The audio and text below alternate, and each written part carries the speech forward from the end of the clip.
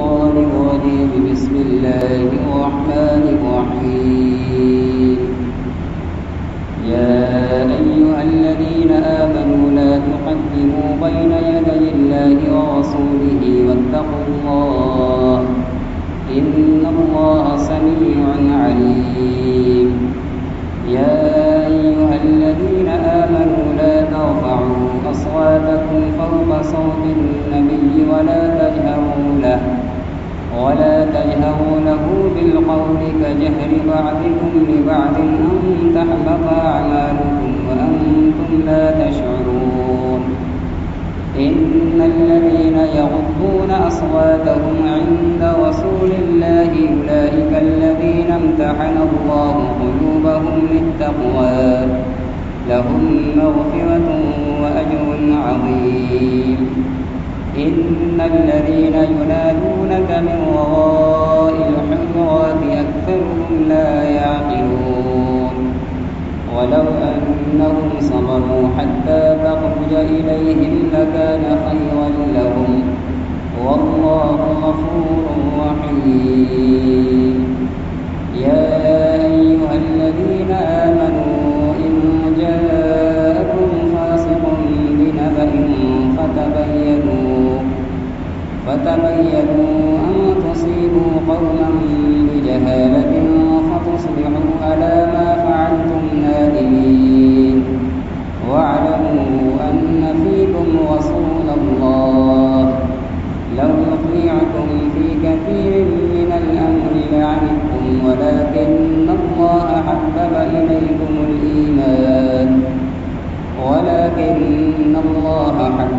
إليكم الإيمان وزينه في قلوبكم وكره إليكم الكفر والفسوق والعصيان أولئك هم الراشدون فضلا من الله ونعمة والله عليم حكيم. وإن طائفتان من المؤمنين اقتتلوا فأصلحوا بينهما فإن بغت إحداهما على الأخرى فقاتلوا التي تبغي حتى تفيء إلى أمر الله فإن فاءت فأصلحوا بينهما بالعدل وأقسطوا إن الله يحب المقسطين. إنما المؤمنون إخوة فأصلحوا بين أخويكم واتقوا الله لعلكم ترحمون.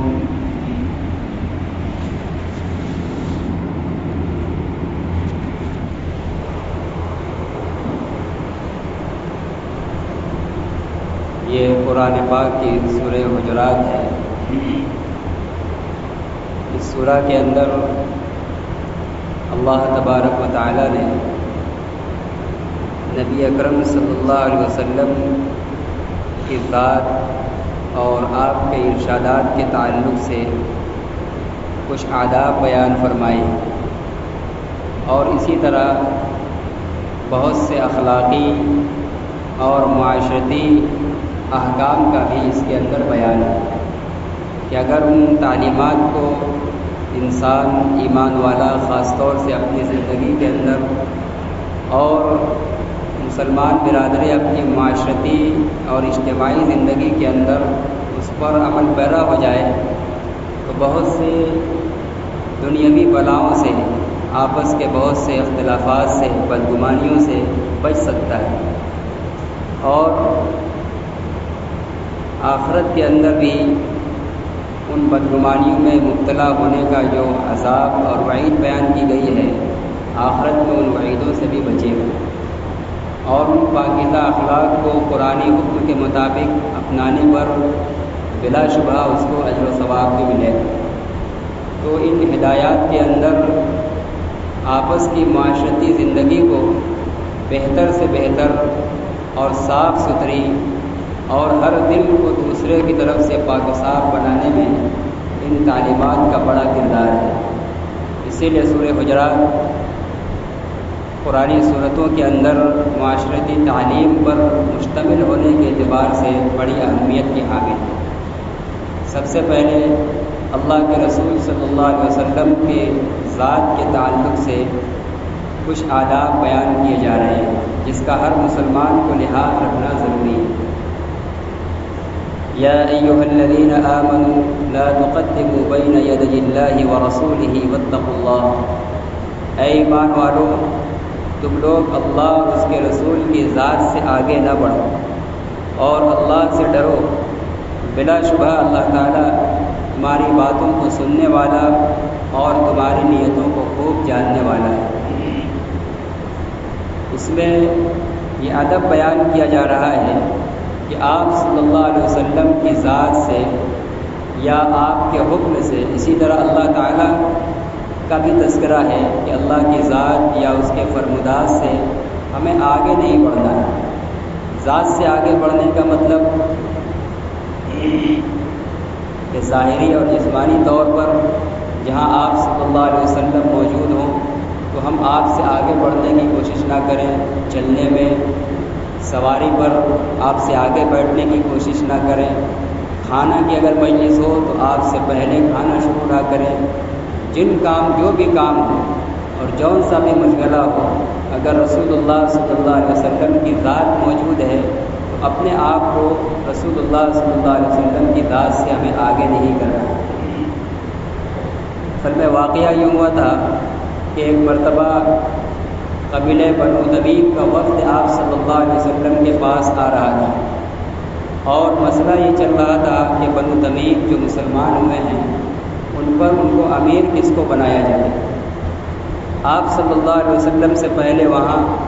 مجلس میں حضرت ابوبکر صدیق رضی اللہ تعالیٰ عنہ بول پڑے کہ قعقاع ابن معبد رضی اللہ عنہ کو ان کا امیر بنایا جائے۔ حضرت عمر رضی اللہ تعالیٰ عنہ بول پڑے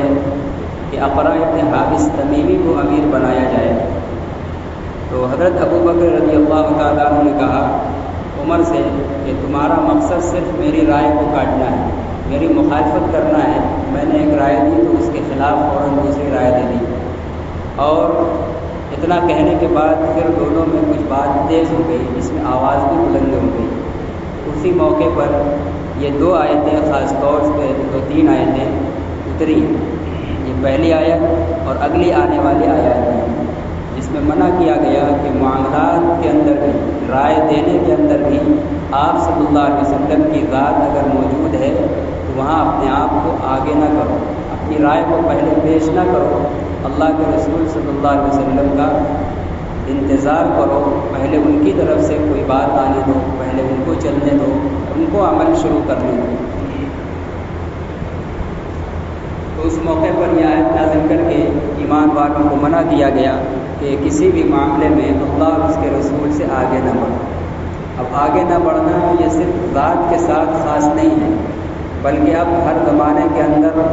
آپ صلی اللہ علیہ وسلم کے ارشادات اور فرمان کو بھی یہی کہا جائے گا۔ کوئی بھی معاملہ جب درپیش ہو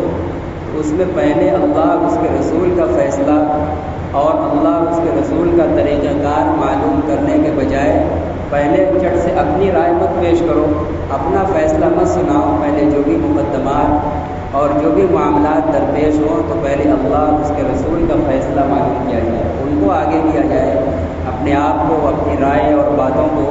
اللہ اور اس کے رسول کے آگے، قرآنی احکام اور تعلیمات کے آگے نہیں کیا جائے۔ آج ہم لوگوں کی معاشرتی زندگی کے اندر اس پہلو سے بہت کمیاں ہیں، خصوصاً ہمارے جو معاشرتی نظام کا حصہ ہے، سردارانہ نظام، پنچایتی نظام، عموماً اس میں جو فیصلے کیے جاتے ہیں قرآن و حدیث کی طرف ذہن بھی نہیں لے جایا جاتا ہے۔ جو مقدمات، جو معاملات آتے ہیں خالص ان کو اپنی عقل سے اور اپنی ذاتی تجربات جن پر ہم کو ناز ہو جاتا ہے کہ ہم بڑے شعور والے ہیں، دور اندیش ہیں، اسی بنیاد پر فیصلے ہوتے ہیں، اور بسا اوقات وہ فیصلے قرآن و حدیث کے خلاف بھی ہو جاتے ہیں اور ہمیں معلوم بھی نہیں ہوتا۔ ہر معاملے کے اندر مسلمان کا یہ شیوا ہونا چاہیے، اللہ اور اس کے رسول کا قانون اور ضابطہ موجود ہے، جو بھی چھوٹا یا بڑا مسئلہ پیش آئے پہلے اللہ اور اس کے رسول کی رائے اور ان کا فیصلہ معلوم کرنا ہے، اور ہمارے سامنے موجود مسئلے سے متعلق جو اللہ اور اس کے رسول کا فیصلہ مل جائے اسی کو بس سنا دینا ہے، اسی کو جاری کر دینا ہے۔ جو امیر المومنین ہوتا ہے، جو قاضی مسلمین ہوتا ہے،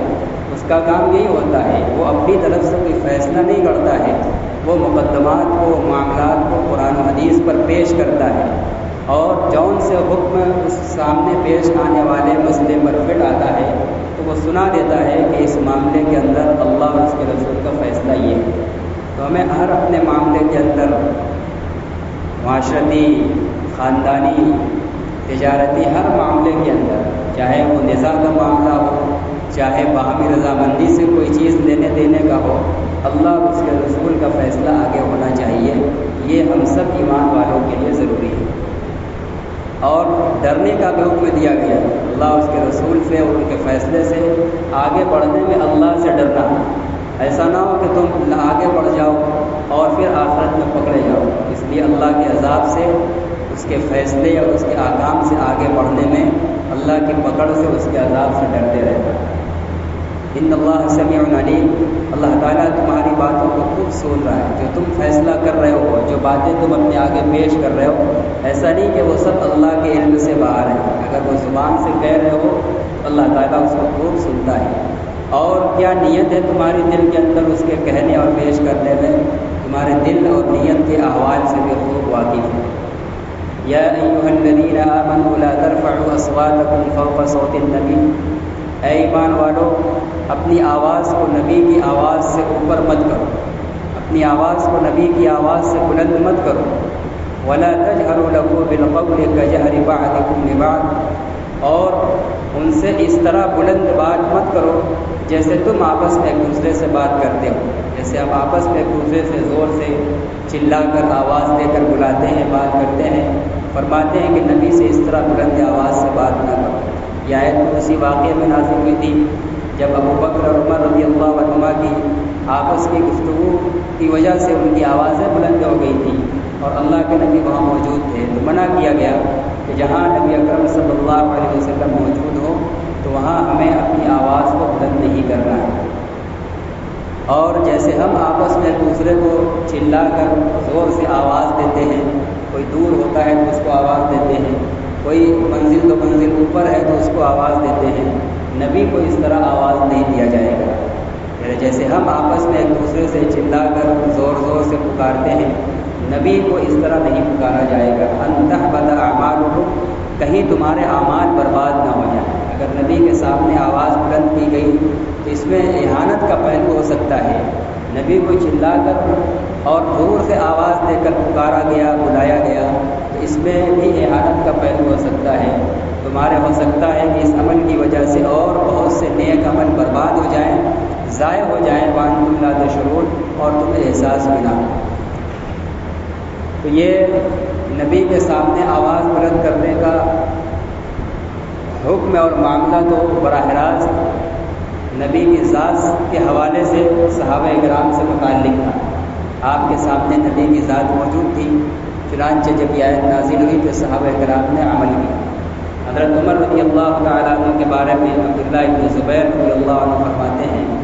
کہ آپ فطرتاً جہوری الصوت تھے، بہت تیز آپ کی آواز تھی۔ جب یہ آیت نازل ہوئی تو اللہ کے نبی سے اتنا آہستہ بات کرتے تھے کہ بارہا آپ کو 2-3 بار پوچھنا پڑتا تھا کہ عمر کیا کہہ رہے ہیں۔ اس درجہ احتیاط اور اہتمام کے ساتھ صحابہ کرام نے عمل فرمایا تھا۔ فطری آواز بلند ہونے کے باوجود نبی سے اس طرح بات کرنے لگے ہیں آہستہ کہ نبی کو ایک بار میں صاف سنائی نہیں دے رہا ہے، سمجھ میں نہیں آ رہا ہے، دوبارہ سے بارہ پوچھنا پڑ رہا ہے کہ کہنا کیا چاہیں گے۔ تو یہ نبی کی ذات کا معاملہ تو صحابہ کرام کے زمانے کے ساتھ تھا، لیکن نبی کے حوالے سے یہ حکم آج بھی باقی ہے۔ ہم اور آپ اگر اللہ توفیق دے اور مسجد نبوی اور مدینہ منورہ حاضر ہو جائیں، روضہ اقدس پر حاضر ہوں، تو وہاں کے بارے میں اس قرآنی حکم کے مطابق آج بھی یہی حکم ہے کہ مسلمانوں کو وہاں پہنچ کر آہستہ بات کرنی چاہیے۔ حالانکہ اس دور کے اندر سننے میں آتا ہے کہ بھیڑ کی وجہ سے اور جگہ کے آداب سیکھ کر نہ جانے کی وجہ سے نادانیاں اور غلطیاں وہاں بھی ہو رہی ہیں۔ وہاں بھی یہی حکم ہے، کیونکہ آپ صلی اللہ علیہ وسلم وہاں اپنے قبر اطہر کے اندر بنفس نفیس زندہ ہیں، باحیات ہیں، اس لیے جو ادب و احترام آپ کی ذات کا صحابہ کرام کرتے تھے وہ پابند تھے، اسی ادب و احترام کے ہم بھی پابند ہیں۔ اس لیے مدینہ طیبہ میں روضہ اقدس کے پاس پہنچ کر آہستہ بات کی جائے گی، اور اللہ کے نبی پر جب سلام پیش کیا جائے گا تو وہ بھی آہستہ پیش کیا جائے گا، وہاں بھی چلایا نہیں جائے گا جیسے ہم آواز دینے میں ایک دوسرے کو چلاتے ہیں۔ سلام میں بھی چونکہ جس پر سلام بھیجا جاتا ہے اس کو مخاطب کیا جاتا ہے، اس لیے وہاں جب ہم آپ کو مخاطب کریں گے آواز پست ہونی چاہیے، بلند آواز نہ ہو، ورنہ آپ کے سامنے آواز بلند کرنا جو قرآن منع کر رہا ہے قرآن کی خلاف ورزی ہو جائے گی، اور آپ کی ذات کی بے ادبی ہو جائے گی، اور پھر اندیشہ ہے کہ کہیں ہمارے نیک اعمال بیکار نہ ہو جائیں، برباد نہ ہو جائیں۔ اس لیے یہ حکم روضہ دھرم کے تعلق سے آج بھی باقی ہے۔ اسی طرح آپ کی ذات کے علاوہ جو آپ کے ارشادات اور فرامین ہیں، احادیث ہیں، سنتیں ہیں، آپ کی باتیں ہیں جن کا مجموعہ آج ہمارے سامنے موجود ہے، ان کا بھی یہی حکم ہے۔ جب آپ کی احادیث اور ارشاد پڑھے جا رہے ہوں، سنائے جا رہے ہوں، تو ان کو توجہ سے سنا جائے، اور آپ کے ارشادات بیان کیے جانے کی مجلس میں بلند آواز سے بات نہ کی جائے، احتیاط اور آہستہ بات کی جائے، احترام کیا جائے کہ حدیث رسول موجود ہے، سنت رسول کا بیان ہو رہا ہے۔ تو حدیث اور سنت کی مجلسوں کا بھی سنت اور حدیث کے احترام میں یہی حکم ہے کہ وہاں بھی اپنی آواز کو احادیث کے بیان کے وقت پست رکھا جائے گا اور توجہ کے ساتھ اس کو سنا جائے گا۔ اسی طرح اہل علم نے ان آیات کے ضمن بھی یہ بھی لکھا ہے، جیسے یہاں یہ کہا جا رہا ہے کہ اپنے آپ کو اللہ اور اس کے رسول سے آگے نہ بڑھاؤ، اپنے معاملات کو، اپنے عمل کو، چلنے پھرنے میں، سواری میں، کھانے پینے میں، یہی حکم ہے ہر مسلمان کے اپنے بڑے کے ساتھ بھی آداب میں سے ہے۔ اپنا کوئی بڑا بھی ہے اگر راستہ چل رہا ہو تو بڑے سے آگے نہ چلا جائے، کھانے وغیرہ کی مجلس ہو، بڑے موجود ہوں، ان سے پہلے شروع نہ کیا جائے۔ جو بھی بڑا سرپرست اور ذمہ دار ہو ان کا بھی اس چھوٹوں پر یہ ادب اور احترام کرنا یہ اخلاقی فریضہ ہے کہ کسی بھی معاملے میں ان سے آگے نہ بڑھا جائے۔ ان الذين يغضون اصواتهم عند رسول الله اولئك الذين امتحن الله قلوبهم للتقوى۔ فرماتے ہیں کہ بلا شبہ جو لوگ اپنی آواز کو رسول اللہ صلی اللہ علیہ وسلم کے سامنے پست کرتے ہیں وہ وہی لوگ ہیں جن کے دلوں کو اللہ نے تقویٰ کے لیے جانچ رکھا ہے، پرکھ رکھا ہے۔ آیات کے نزول کے بعد حضرت عمر رضی اللہ تعالیٰ عنہ وغیرہ جیسے لوگوں نے بتکلف اپنی آواز کو پست کیا تھا، تو اب اللہ تعالیٰ ان کی تعریف بھی فرما رہے ہیں کہ یہ تو ہیں ہی اس لائق، اللہ تعالیٰ نے ان کو پہلے ہی سے ان کے دل کو جانچا اور پرکھا ہے کہ یہ اس لائق ہے کہ ان کے دل کے اندر تقویٰ اور پرہیزگاری کو رکھا جائے۔ تو یہ فطری طور پر ان کو اس طرح بنایا گیا ہے کہ تقویٰ کو قبول کرنے والے لوگ فوراً حکم اترا، اور جس میں اتقوا اللہ کا حکم تھا تو فوراً ان کے دل میں تقویٰ کو قبول کر لیا، اور قرآن نے رسول اور اللہ کے آگے جو پیش قدمی سے اور آواز بلند کرنے سے منع کیا گیا تھا فوراً وہ لوگ باز آ گئے۔ لہم مغفرۃ و اجر عظیم، کہہ رہے ایسے لوگوں کے لیے مغفرت ہے اور بڑا اجر ہے جو حکم سننے کے بعد پھر اس پر عمل کر لیتے ہیں، شروع کر دیتے ہیں، اور اب اللہ اور اس کے رسول کے آگے اور اللہ کے رسول کے فرمان اور ارشادات کے آگے اپنی آواز کو بلند نہیں کرتے، ان کی مغفرت کا اعلان کیا جا رہا ہے اور ان کے لیے بڑا اجر و ثواب کا وعدہ کیا جا رہا ہے۔ لہذا ہم لوگوں کو بھی آپ صلی اللہ علیہ وسلم کی ذات اگرچہ نہیں ہے، لیکن اگر مدینہ طیبہ حاضری ہو وہاں آپ کی ذات یقیناً موجود ہے، اور اپنے علاقوں کے اندر آپ صلی اللہ علیہ وسلم کے ارشادات یا مقدمات اور نظائی معاملات یا کسی بھی معاملے کے اندر جو آپ صلی اللہ علیہ وسلم کے ارشادات اور فرامین آ جائیں ان سب کے آگے اپنی آواز کو جھکا دینا، پست کر دینا، اب اپنی کوئی بات نہ پیش کرنا، خاموش آ جانا کہ اب قرآن حدیث کا جو فیصلہ آ گیا، اللہ اس کے رسول کا جو حکم آ گیا اسی کے آگے سر جھکا دیا جائے۔ اب آواز اس کے بعد نہ نکلے کہ ہم یہ چاہتے ہیں، ہماری رائے یہ ہے۔ اگر جس انسان کی، جس مسلمان کی یہ عادت پڑ گئی، جس کو یہ توفیق مل گئی کہ اللہ اور اس کے رسول کے فیصلے کے آگے اپنی زبان بند کر لیتا ہے، سر جھکا دیتا ہے، اللہ تعالیٰ اس کی مغفرت کا اعلان فرما رہے ہیں اور اس کے لیے بڑے اجر و ثواب کا وعدہ فرما رہے ہیں۔ ان الذين ينادونك من وراء الحجرات اكثرهم بلا شبہ وہ لوگ جو آپ کو کمروں کے باہر سے پکارتے ہیں ان میں اکثر لوگ ناسمجھ ہیں۔ اگر وہ لوگ صبر کرتے یہاں تک کہ آپ خود ہی نکل کر آتے تو یہ ان کے لیے بہتر ہوتا، اور اللہ تعالیٰ بہت بخشنے والا رحم کرنے والا ہے۔ قبیلہ بنو تمیم کے کچھ لوگ 70 یا 19 لوگ آپ صلی اللہ علیہ وسلم کی خدمت میں حاضر ہوئے، اور دوپہر کے قیلولے کا وقت تھا۔ آپ صلی اللہ علیہ وسلم حجرہ مبارکہ کے اندر داخل ہو کر قیلولہ فرما رہے تھے۔ وہ قبیلہ تمیم کے لوگ جو دیہات سے آئے تھے، اور دیہات میں تعلیم کی کمی کی وجہ سے ان کو آداب وغیرہ کا اتنا شعور نہیں ہوتا، تو وہ دیہاتی لوگ آئے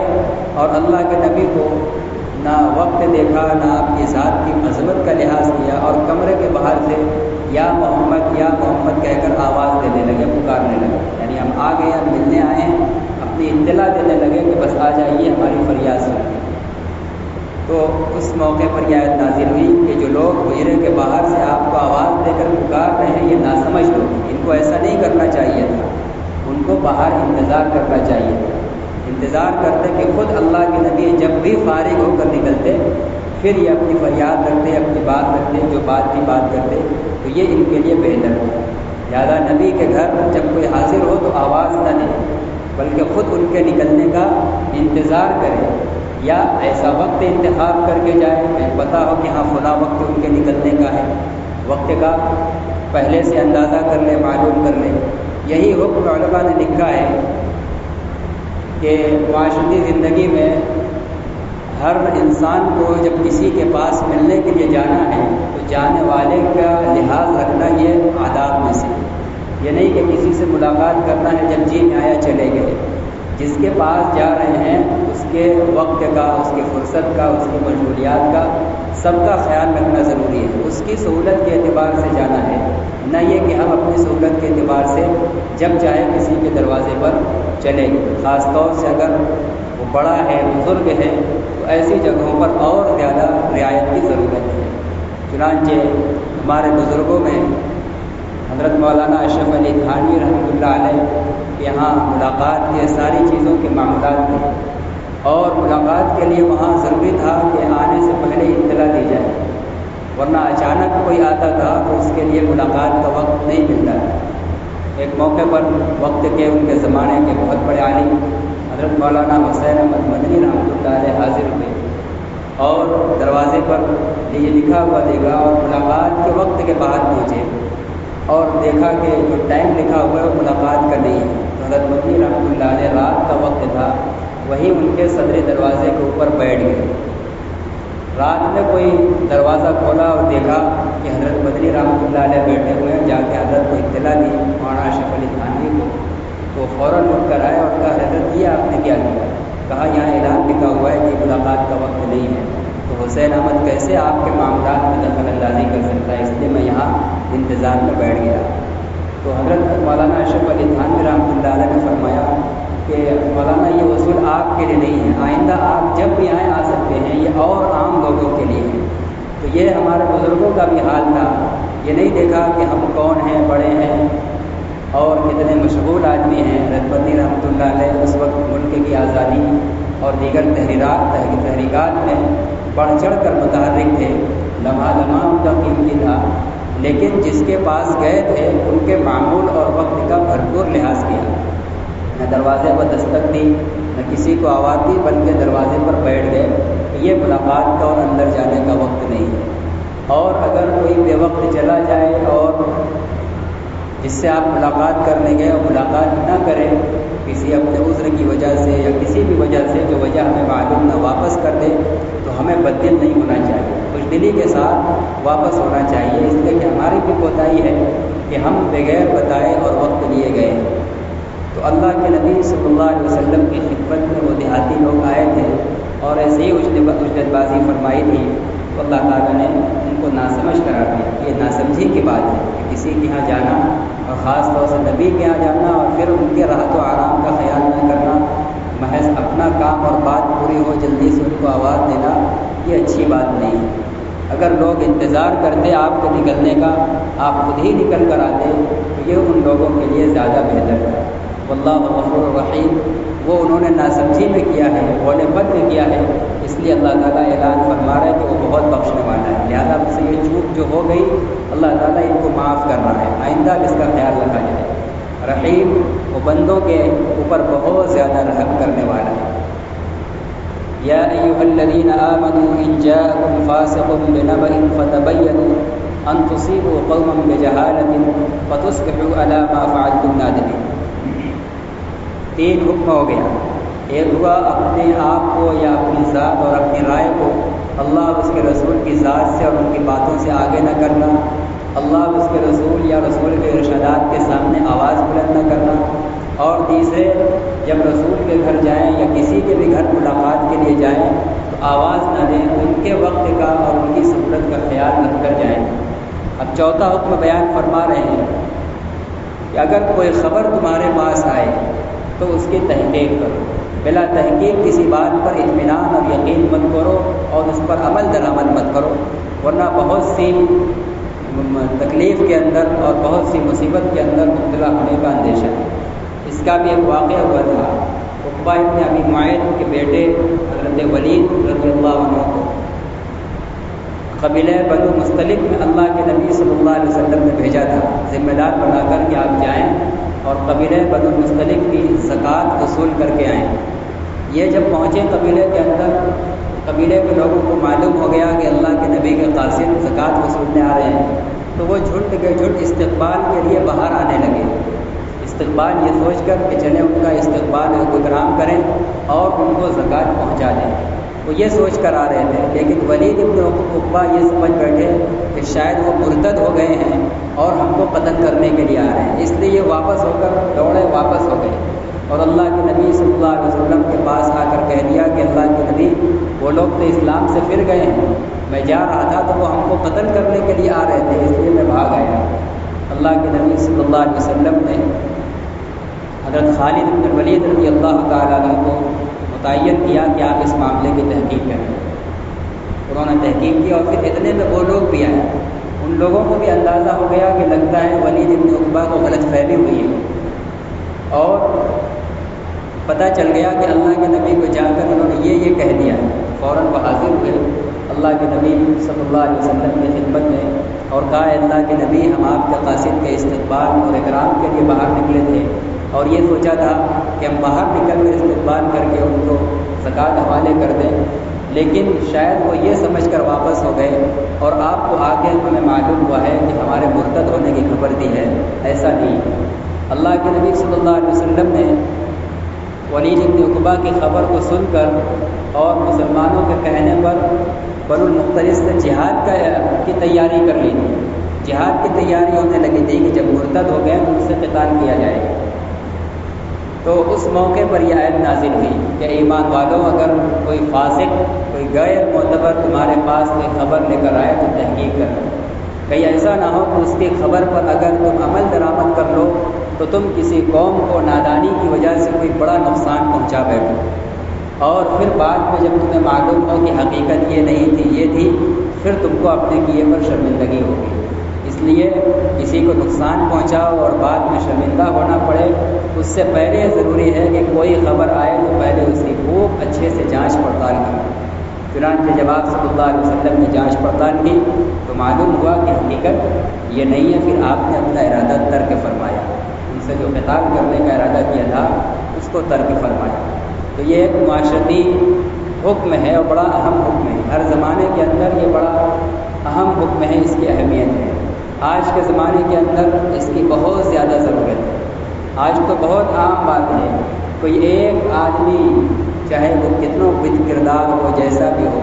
کسی کے بارے میں بھی یا کسی کے علاقے کے بارے میں کوئی بھی بات پھیلاتا ہے اور فوراً سن کر اس کو عام کر دیا جاتا ہے۔ کسی کے بارے میں وہ خبر ہے تو اس سے سن کر فوراً دل میں اس کی طرف سے بدگمانی آ جاتی ہے، انتقام کے جذبات ابھرنے لگتے ہیں، نہ معلوم کس کس برائی سے دل کو گندا کر لیا جاتا ہے۔ تو یہ قرآنی تعلیم کے خلاف ہے۔ کوئی بھی اگر آ کر کوئی خبر دے رہا ہے تو اس کی جانچ پڑتال اور تحقیق کر کے اطمینان ضروری ہے، اطمینان کے بعد پھر جو مناسب ہو اس پر عمل کیا جائے۔ اگر صرف خبر سنتے ہی عمل کیا جائے گا تو کوئی بڑا نقصان کا ہم سامنا کر سکتے ہیں۔ یہاں ایک سوال یہ ہے کہ اس آیت کے اندر یہ کہا گیا ہے کہ کوئی فاسق، کوئی گناہگار کوئی خبر لے کر آئے، اور یہ ولید بن عقبہ کے بارے میں نازل ہوئی ہے، وہ تو صحابی رسول تھے، ان کو کیسے فاسق کہا گیا؟ اس کا جواب یہ ہے کہ وہ خبر لا کر بیان کرنے میں بلا تحقیق، انہوں نے بس ایک اندازہ کیا تھا کہ وہ لوگ آ رہے ہیں تو شاید مجھے مارنے کے لیے آ رہے ہیں، اپنے گمان پر ایک خبر دی، یہ خبر دینے میں ان سے غلطی ہوئی، اور صحابہ سے گناہ کا صدور ہوتا ہے، ہوا ہے، بڑے بڑے گناہ کا بھی صدور ہوا ہے، لیکن ہاں صحابہ کی شان یہ ہے کہ وہ گناہ ان کے نام اعمال میں باقی نہیں رہتا، اللہ تعالیٰ ان کو توبہ کی توفیق کے دیتے ہیں۔ ایسے ہی ولید بن عقبہ نے بھی جا کر خبر دی کہ ان کا ایک گناہ تھا، اگرچہ بعد میں انہوں نے توبہ کر لی، تو اس وجہ سے یہاں فاسق کا لفظ ذکر کیا گیا ہے۔ اس سے یہ بھی پتہ چلتا ہے کہ کوئی غیر معتبر آدمی جس کے اندر فسق ہو، جو گناہ کبیرہ کا مرتکب ہو، اس کو فاسق کہتے ہیں۔ وہ اگر کوئی خبر لا کر بیان کرتا ہے تو اس کی خبر کا اعتبار نہیں کیا جائے گا، جب اس کی خبر کا اعتبار نہیں ہے تو اسی لیے اس کی شہادت اور گواہی کا بھی اعتبار نہیں۔ آج کتنا یہی ہو رہا ہے، اس قدر فسق کے اندر لوگ مبتلا ہیں خبر دینے والے، لیکن سننے والا سن کر فوراً طیش میں آ جاتا ہے، اور جس کے حوالے سے کوئی بات کی گئی دل اس کے بارے میں فوراً خراب کر لیتا ہے۔ خبر دینے والے کی صورت کو، اس کے اعمال کو، اس کے کردار کو، زندگی کو کچھ بھی نہیں دیکھا جاتا ہے، نہ ایک فرد ہونے کی وجہ سے کسی اور سے خبر کی تفتیش کی ضرورت سمجھی جاتی ہے، صرف ایک کی بات سن کر، وہ بھی گناہگار اور فاسق کی بات سن کر کوئی ایک